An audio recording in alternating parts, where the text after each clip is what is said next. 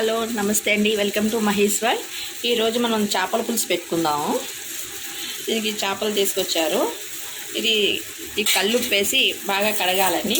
కల్లుప్పు వేసి కడిగినట్లయితే పైన పులుసు లాంటిది ఎక్కడైనా ఉంటే అది మొత్తం పోతుంది.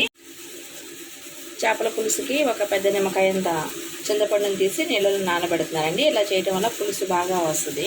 కొంచెం చింతపండుని వేడి చేసినట్లయితే పులుసు బాగా వస్తుందండి, వేస్ట్ అవ్వకుండా ఉంటుంది.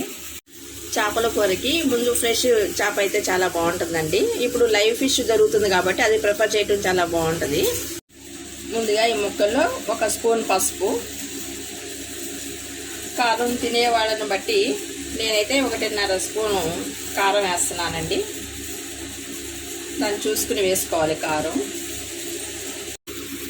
పులుసు కదండి, 1.5 స్పూన్ వరకు సాల్ట్ పడుతుంది. 1 స్పూన్ అల్లం వెల్లుల్లి పేస్ట్ వేసాను.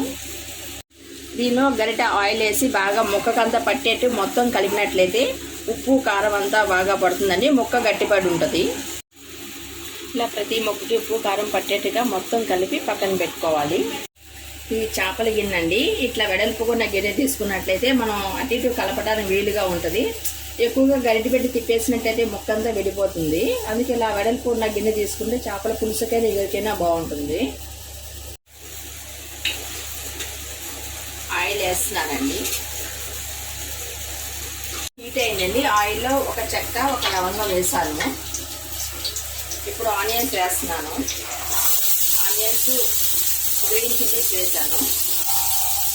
ఇప్పుడు ఇదంతా బాగా కలుపుకోవాలి ఒకసారి. ఈ ఉల్లిపాయలు బాగా రంగు మారేంత వరకు బాగా ఫ్రై చేసుకోవాలి.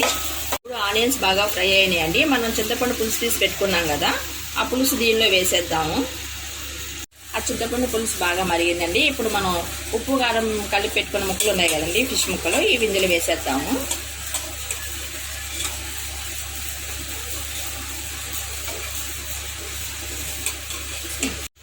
ముక్కలన్నిటినీ ఇట్లా గిన్నెలో వేసేసి మొత్తం అంతా స్ప్రెడ్ చేసుకోవాలండి. అది